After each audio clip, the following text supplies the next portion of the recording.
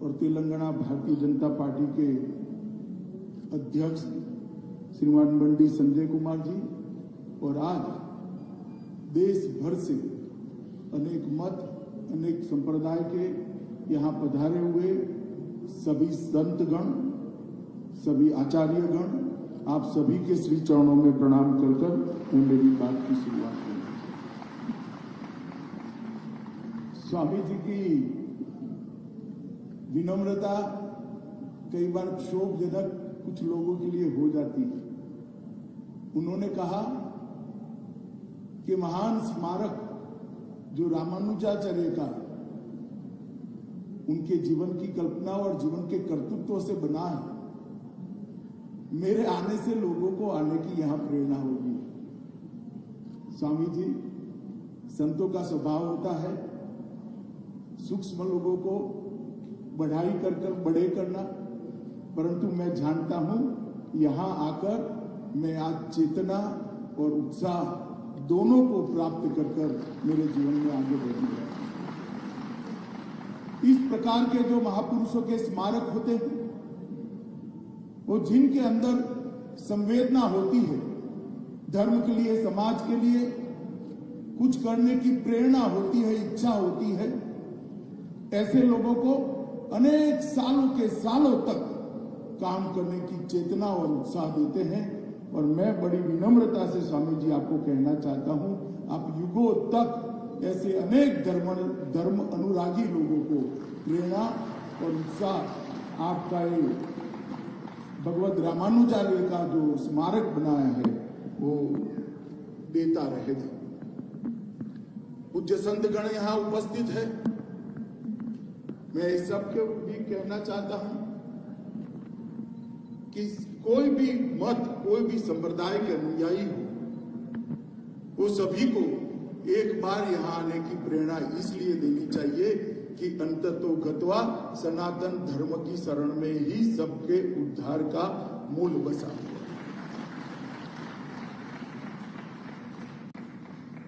रामानुजाचार्य के जीवन के 1000 साल, उनकी सहस्त्राब्दी, इसका इससे बड़ा उनके काम को कोई भावांजलि भी नहीं हो सकती, स्मरणांजलि भी नहीं हो सकती, कार्यांजलि भी नहीं हो सकती। रामानुजाचार्य के जीवन को, उनके संदेश को सब जीव एक समान है। वेदों के मूल वाक्य को उन्होंने समय की गर्त से बाहर निकालकर अपने कर्तृत्व से किसी की भी लिए कटु कुछ बोले बगैर अनेक परंपराओं को तोड़ते हुए समाज के बीच में रखा, उसको प्रस्तावित किया और आज 1000 साल के बाद भी न केवल भारत, पूरे विश्व को वो संदेश दे रहा है। इस स्टैच्यू ऑफ इक्विटी की प्रतिमा अभी हमारे देश के सम्माननीय प्रधानमंत्री श्रीमान नरेंद्र मोदी जी और दंडी स्वामी जी के कर कमलों से इसका उद्घाटन हुआ। मैं अभी वहां जाकर आया। अगर दूर से देखते हैं तो ये प्रतिमा दूर से देखते ही अद्भुत आत्मा को शांति देती है, चित्त को प्रसन्नता करती है और मन को आह्लाद करती है। मगर जैसे ही नजदीक जाते हैं और वो हॉल से होकर रामानुजाचार्य का संदेश देश की सभी भाषाओं में सभी मुमुक्षुओं को मिल पाए, इस प्रकार की व्यवस्था जो स्वामी जी ने की है, उसको ग्राह्य करते करते करते समय निकालकर जब ऊपर जाकर रामानुजाचार्य के विराट मूर्ति का दर्शन होता है, तब मालूम होता है कि हम कितने बड़े महापुरुष को प्रणाम करने के लिए आए हैं। भगवत रामानुजाचार्य ये पूरे देश, पूरी दुनिया के लिए इक्वालिटी का, समता का जो संदेश दिया, वो इस स्मारक के बाद युगों युगों तक न केवल भारत, समग्र विश्व में ये अपना संदेश, सनातन धर्म का संदेश फैलाने का काम करेगा, उसका मुझे विश्वास है। भारत के इतिहास को महाभारत के पहले से लेकर रामायण काल से लेकर आज तक देखेगा, बहुत सारे उतार चढ़ाव आए और सनातन धर्म भी काल की अनेक थपेड़ों को खाते खाते खाते खाते अपनी अस्तित्व को बचाते हुए कभी दैदीप्यमान स्वरूप से, कभी आगे आने वाले स्वरूप में जाने के लिए एक प्रकार से कभी काल बाह्य होने बगैर सनातन धर्म भी इसके साथ ही आगे बढ़ता है। हमने देखा है सनातन धर्म पर जब जब संकट आया, कोई न कोई आया जिसने सनातन धर्म की ज्योत को प्रज्वलित की, दैदीप्यमान की और एक ज्ञान यात्रा को समग्र विश्व में आगे बढ़ाया। रामानुजाचार्य भी एक ऐसे ही व्यक्ति थे जिन्होंने शंकराचार्य के बाद एक काम को बहुत अच्छे तरीके से किया। आदि शंकर ने ढेर सारे मतांतरों को एक करते हुए सनातन धर्म की छत्र छाया में देश को एक करने का, एक छतरी के नीचे लाने का काम किया और रामानुजाचार्य ने अपने जीवन कवन से पूरे देश को सनातन धर्म के साथ जोड़ने का काम किया।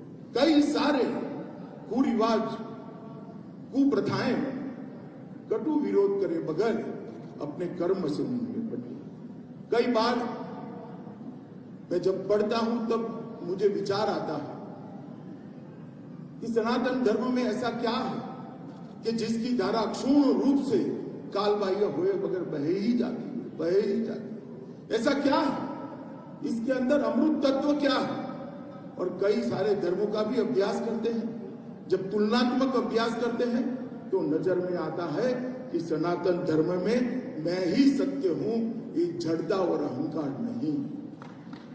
हमारे यहाँ शास्त्रार्थ की व्यवस्था रही, खंडन की व्यवस्था रही, मंडन की व्यवस्था रही और श्रेष्ठ को स्वीकारने की विनम्रता भी रही। और इसी के कारण सनातन धर्म आगे बढ़ता गया। हो सकता है आज ध्यान से देखने वालों को देखे कि हम काफी पिछड़ गए, मगर ये सारे देश के सभी मतों के संप्रदाय के आचार्य यहाँ बैठे हैं।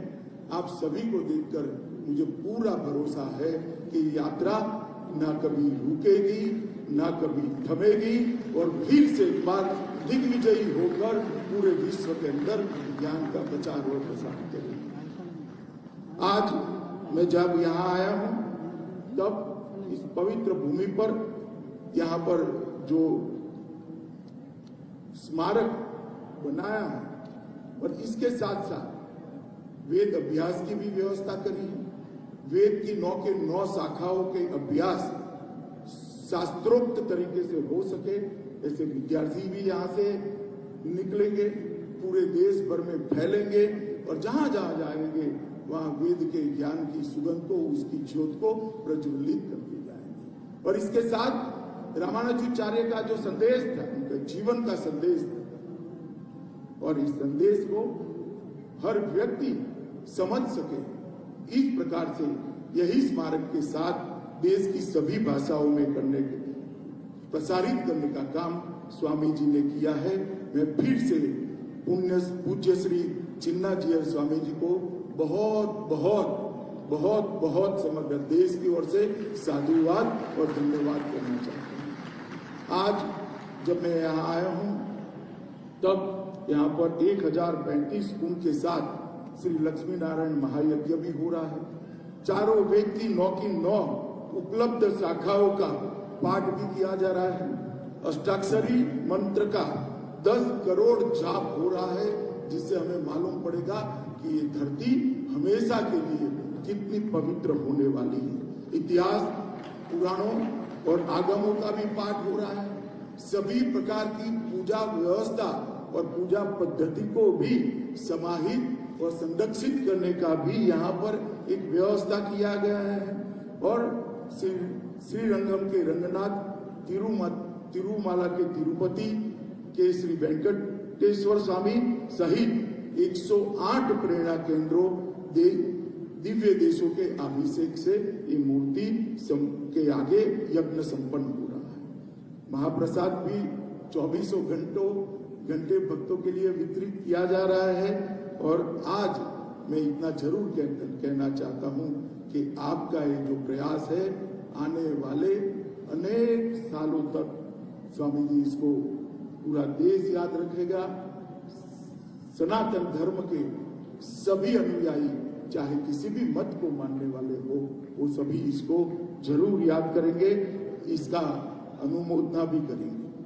मेरा स्वामी जी से परिचय 2003 में गुजरात में जब भूकंप आया तब हुआ था।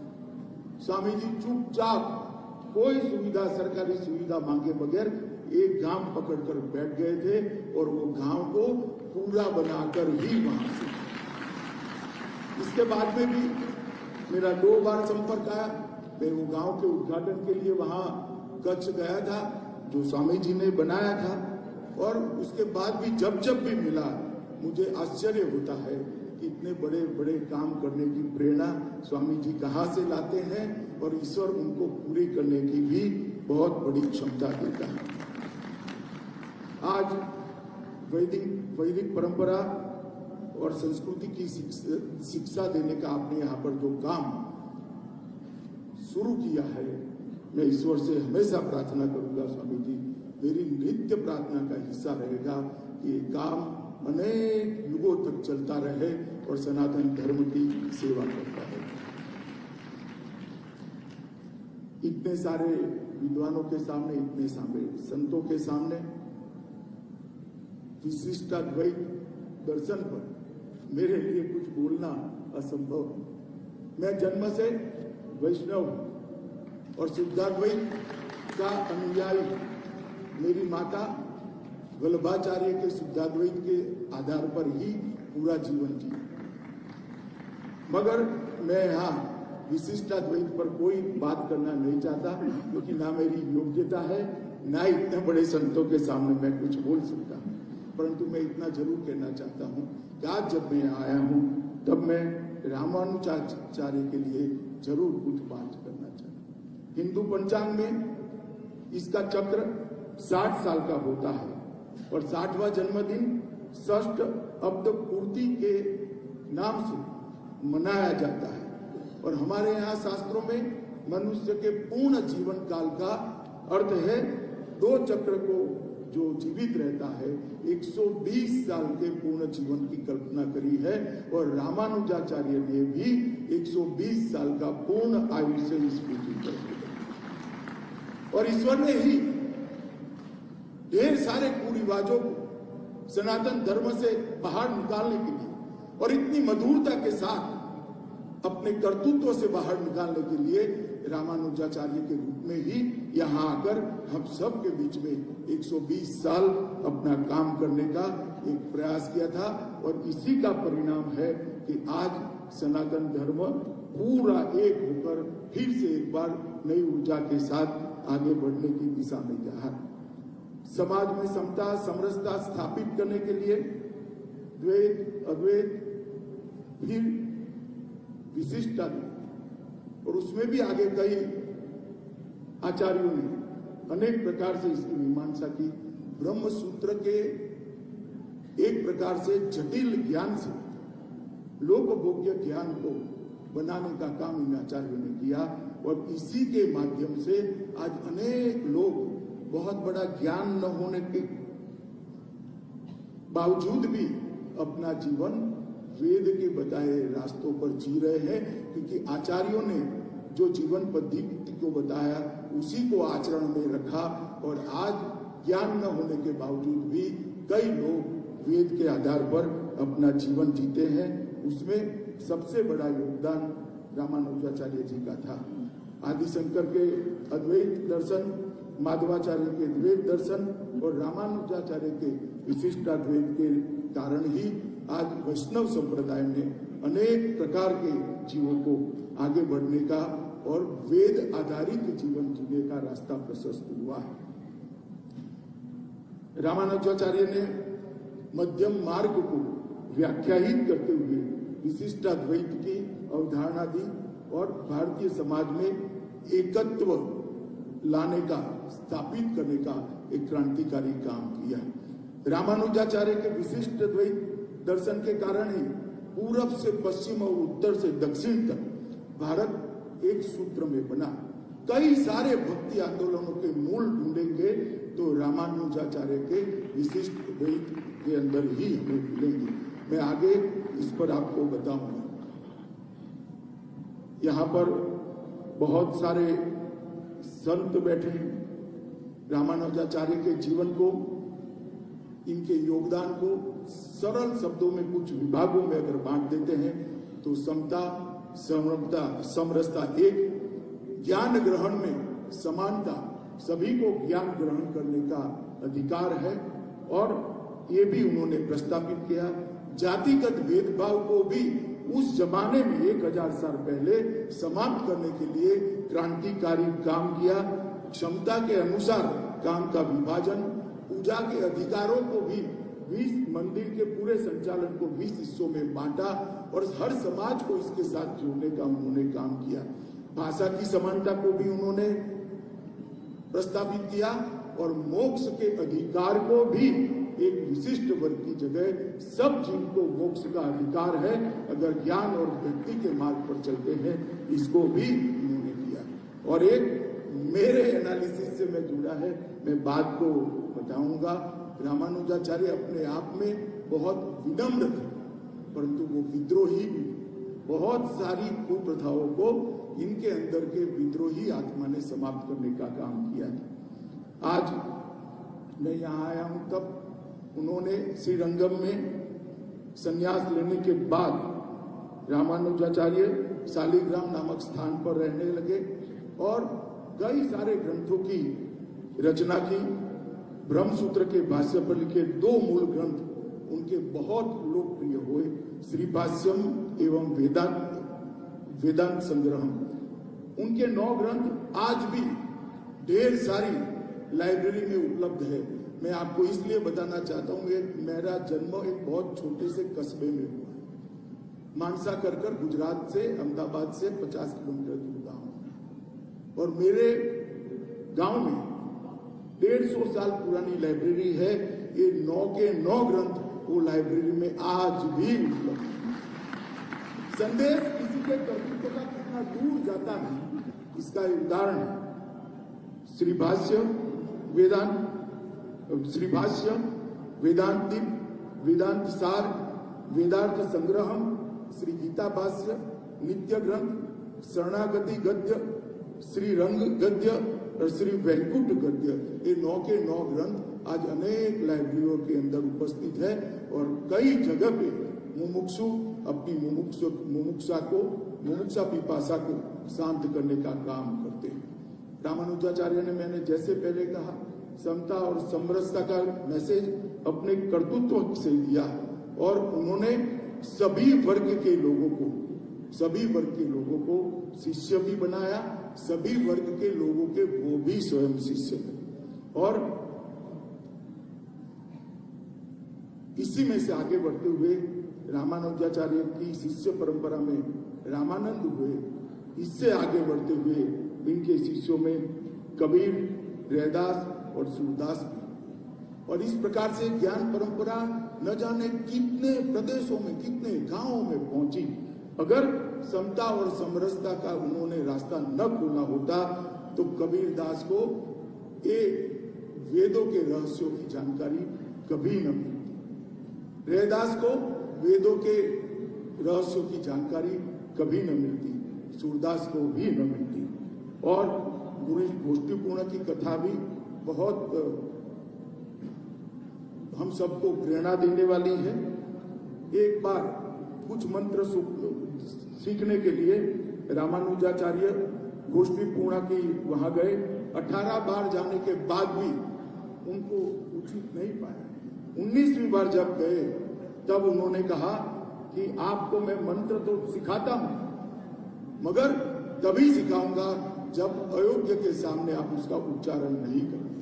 रामानुजाचार्य ने उनसे मंत्र सीखा और मीनार के ऊपर चढ़कर जोर से वो मंत्र को बोले। नीचे आए गुरु गोष्ठीपूर्ण बड़े गुस्सा हो गए। उन्होंने गुस्से के भाव के साथ कहा, ये क्या किया, तुम नरक में जाओगे।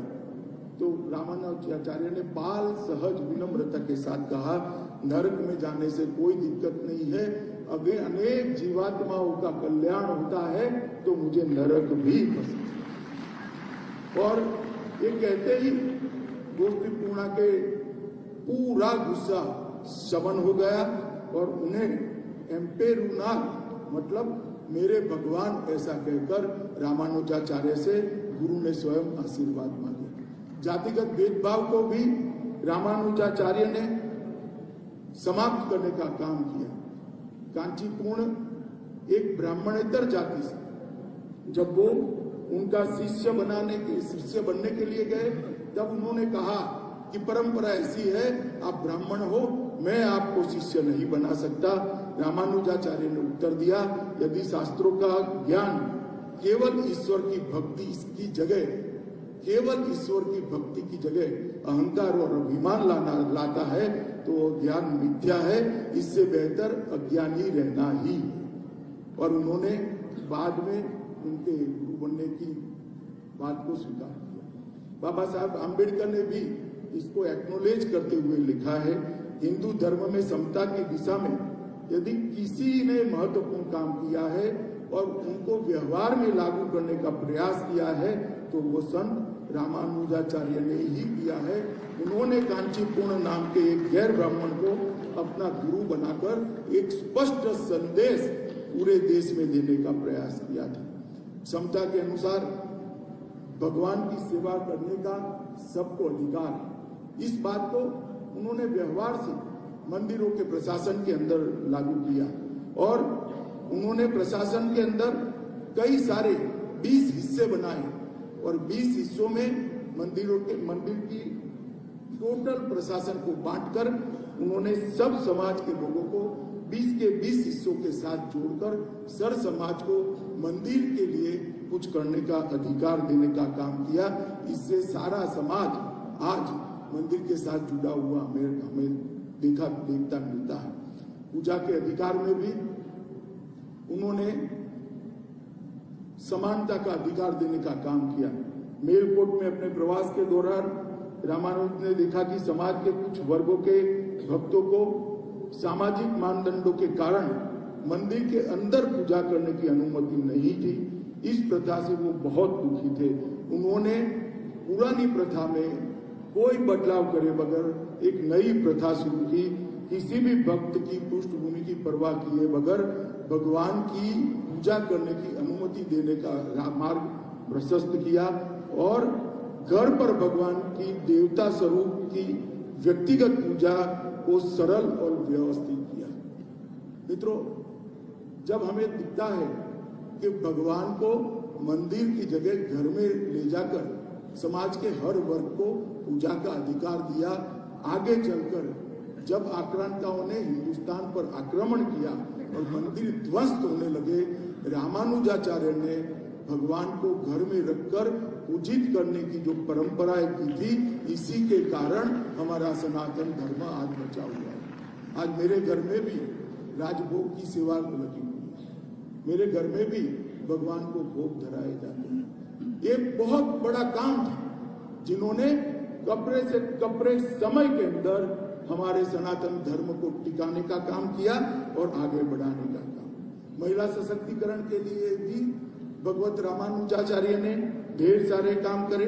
तिरुवल्ली में एक दलित महिला के साथ शास्त्रार्थ के बाद उन्होंने उस महिला से कहा कि आप मुझसे कई गुना ज्यादा ज्ञानी है। इसके बाद संत रामानुजाचार्य ने इस महिला को दीक्षा दी और उसकी मूर्ति बनाकर, एक दलित महिला की मूर्ति बनाकर मंदिर में प्रस्थापित कर समग्र सनातन धर्म के अनुयायियों को एक संदेश देने का काम उन्होंने किया। भाषा की समानता के लिए भी उन्होंने बहुत सारा काम किया। संस्कृत भाषा के वेद, वेदांत, भगवत गीता, ब्रह्मसूत्र साहित्य का सम्मान करते रहे, परंतु उन्होंने अजवारों के तमिल छंदों को भी मान देने की शुरुआत की और इसके अंदर भी वेद के ज्ञान को ट्रांसलेट करने का काम किया। रामानुजाचार्य ये दोनों भाषाओं को अपनी दोनों आंख मानते थे। इसके कारण ये प्रदेश के अंदर भी आज वेद बचा हुआ है। मोक्ष का अधिकार सिर्फ सन्यासियों को होता था, ऐसी किंवदंती थी। रामानुजाचार्य ने बताया, अगर छोड़ना ही सन्यास है तो अपने जीवात्मा की रक्षा जो ईश्वर पर छोड़ देता है, अपने जीवन को, अपने भाग्य को ईश्वर पर छोड़ देता है, वह भी सन्यासी है और उसको भी मोक्ष का अधिकार है। अपनी सर्वस्व ईश्वर को सौंपने वाला व्यक्ति मोक्ष का अधिकार होता है और सर्व वर्ण के सभी पुरुष और महिलाओं को मोक्ष के अधिकार का भी उन्होंने किया। अंत में मैं एक बात कहना चाहता हूं, उनके पूरे जीवन में हमने तो देखा नहीं, न सुना है, आज ना कोई रामानुजाचार्य से देखा हुआ व्यक्ति पृथ्वी पर अस्तित्व में है, परंतु उनके जीवन से इतना मालूम पड़ता है कि बहुत विनम्रता के साथ बहुत सारी कुप्रथाओं को उन्होंने बदलने का काम किया, मगर वो आत्मा के अंदर, उनकी आत्मा के अंदर कुप्रथाओं के प्रति विद्रोह का ही भाव था। विनम्रता और विद्रोह दो मिल जाते हैं तो सुधार जन्म लेता है। कुप्रथा को अविवेक करे बगैर अपने कर्तृत्व से बदलना, इसी को सुधार कहते हैं और ये काम भगवत रामानुजाचार्य ने किया है। और आज मैं इतना जरूर कह सकता हूं, मैं देश भर के हिस्सों का मैंने भ्रमण किया, देश भर के श्रद्धा केंद्रों के अंदर जाकर मैंने मेरा सर झुका है। कई सारे संप्रदायों में इसके मूल में जाते हैं तो रामानुजाचार्य का विशिष्ट अद्वैत ही आता है। मैं कुछ उदाहरण जरूर देना चाहता हूं। महाराष्ट्र में वारकरी संप्रदाय के मूल में जाएंगे तो आपको रामानुजाचार्य का विशिष्ट अद्वैत का सिद्धांत मिलेगा। राजस्थान और गुजरात के वल्लभ संप्रदाय में जाएंगे तो भी वो मिलेगा। मध्य भारत, बंगाल और मणिपुर के चैतन्य संप्रदाय में जाएंगे तो उसके मूल में भी ये मिलेगा। और असम के शंकर देव और माधव देव के मूल में जाएंगे, उनके उपदेशों के मूल में जाएंगे तो भी आपको विशिष्ट अद्वैत। एक व्यक्ति ने जो सिद्धांत प्रतिपाद की, जिसमें समानता का मूल मंत्र था, उसके देश के अनेक हिस्सों में, शायद रामानुजाचार्य अपने जीवन में कभी मणिपुर नहीं गए, ना आसाम गए, परंतु गुजरात के एक छोटे से गांव में भी जाएंगे तो आज वल्लभ संप्रदाय के अनुयायी मिलेंगे। आसाम के अंतिम गांव में मैं गया हूं जो बांग्लादेश की बॉर्डर पर है, वहां पर भी शंकर देव के अनुयायी मिलते हैं। और बंगाल के अंतिम गांव में भी गया हूं, वहां पर भी चैतन्य महाप्रभु का कीर्तन करने वाले लोग, भक्ति संप्रदाय के लोग मिलते हैं। स्वामी रामानंद के बारे में कौन नहीं जानता। स्वामी रामानंद जी के 12 प्रमुख शिष्यों में कबीरदास भी रहे, नाभादास जी, सेननाई, पीपादास, सूरदास सहित 12 महापुरुषों की परंपरा भी रामानुज से ही उत्पन्न हुई है। इस परंपरा का गुणगान करते हुए कबीरदास जी ने दोहे में लिखा है, श्री नारायण मूल हमारे, रामानुज की साख, रंगकार में रमता जोगी, गुरु रामानंद ने भाग। एक व्यक्ति के जीवन से जो दक्षिण भारत में जन्मा, तमिलनाडु में जन्मा, उसने कबीरदास को प्रेरणा देने का काम किया और कबीरदास ने समाज के सभी निचले वर्गों को उठाने का काम किया। और आज मैं इतना जरूर कहता हूं कि उन्होंने ढेर सारे मैनेजमेंट के लिए भी काम किए थे, मगर इसके बारे में जाने का भी समय नहीं है। आज मैं इतना कहना चाहता हूं, विशिष्टाद्वैत दर्शन और भक्ति संप्रदाय, ये दोनों जब तक पृथ्वी रहेगी तब तक अक्षुण रहेंगे, कभी कालबाह्य नहीं होंगे। और स्वामी जी आपने बनाई हुई मूर्ति भी युगों युगों तक रामानुजाचार्य के संदेश को आगे बढ़ाती जाएगी। और पूज्य संतों और माताओं, बहनों, भाइयों को भी मैं कहना चाहता हूँ, ये विधि का ही आशीर्वाद, विधाता का ही आशीर्वाद है कि जिस कालखंड में स्टैच्यू ऑफ इक्विटी बनता है, उसी कालखंड में राम मंदिर का भी पुनर्निर्माण, भव्य राम मंदिर का होता है। इसी कालखंड में काशी विश्वनाथ कॉरिडोर का भी 650 साल के बाद पुनरुद्धार होता है। इसी कालखंड में केदारधाम भी बनता है। इसी कालखंड के अंदर बद्रीधाम का भी पुनर्निर्माण का भी बनता है। एक कालखंड है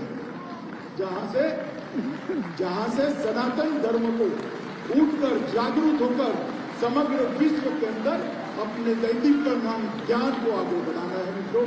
और आज मुझे यहाँ पर इस कार्यक्रम में स्वामी जी ने निमंत्रित किया। मैं जीवन भर आपका कृतज्ञ रहूंगा स्वामी जी। आपने एक महान कार्य के अंदर मुझे जोड़ा और रामानुजाचार्य के लिए कुछ बोलने का मुझे अवसर दिया। मैं मानता हूं कि सालों सालों तक आपका बनाया हुआ रामानुजाचार्य का ये स्टैच्यू ऑफ इक्विटी विशिष्ट अद्वैत का संदेश विश्व भर को देगा, समानता का संदेश विश्व भर को देगा और सनातन धर्म का संदेश विश्व भर को देगा। फिर से एक बार समग्र देशवासियों की ओर से आपको प्रणाम कर मेरी वाणी को विराम देता हूँ। वंदे मातरम।